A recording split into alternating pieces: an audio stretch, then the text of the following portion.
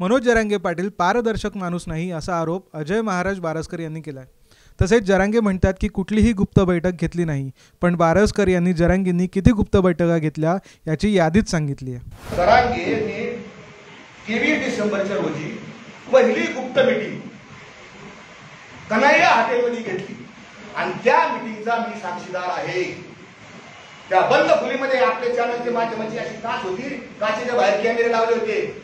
जरांगे आमच्याशी बोलत होते, माझी कॅमेऱ्याकडे पाठ आहे, मी तुम्हाला पहिल्यांदा सांगितलं की मी त्या मीटिंगचा प्रतिनिधी आहे, आतला साक्षीदार आहे। जरांगे आत एक बोलले आणि कॅमेऱ्यासमोर खाली जाऊन दुसराच बोलले, मला माहिती काय बोलले, मी योग्य वेळी ती जाहीर करेल।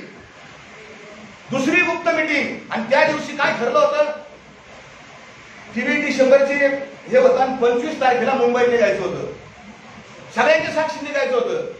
जरांगेंनी सगळ्यात काय घोषणा केली, 20 जानेवारीला कुणी कोणाला विचारून 20 तारीख दिली, काय संबंध 20 तारीख द्यायचा।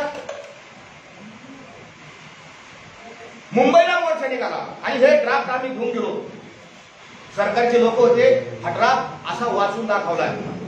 बच्चू कडू आमदार त्यावेळेस होते आणि त्यांनी अक्षरशः शब्दना शब्द हा कॅमेऱ्यासमोर ड्राफ्ट वाचून दाखवला। तो माझ्या माहितीप्रमाणे 18 जानेवारीचा व्हिडिओ आहे, काढून बघा। आणि मग तोच ड्राफ्ट पुढे गेल्यानंतर वाशीला काना मात्रा व्यक्ती होकार न करता स्वीकारला। जाताना परत काय झालं, गुप्त मीटिंग करणार नाही, कोणाशी बंद खोलीत बोलणार नाही, मी साक्ष देतो, कारण ते म्हणलेले जरांगे की महाराज साक्षीला येतं, आज जरांगेंची साक्ष बाहेर निघणार आहे।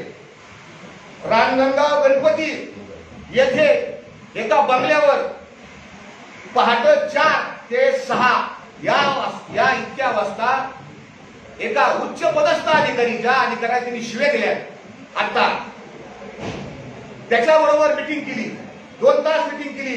तो अधिकारी हुशार, त्याला माहिती त्यांनी सगळी रेकॉर्डिंग करून ठेवली। त्यांनी शिव्या खाल्ल्यानंतर तो का रिटायर होईलच, जरांगेचं सगळं बिंग बाहेर फुटणार आहे। पुन्हा त्याच अधिकारी पुण्यामध्ये जे कॉलेज येते शेती महाविद्यालय, तिथून गाडीत बसले ते 2 जण आणि गाडीमध्ये त्यांनी अर्धा तास मीटिंग केली, गुप्त मीटिंग।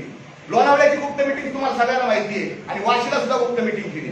म्हणजे हा पारदर्शक नाही, हे समाजाने पहिलं डोक्यात ठेवावं, हा पारदर्शक माणूस नाही।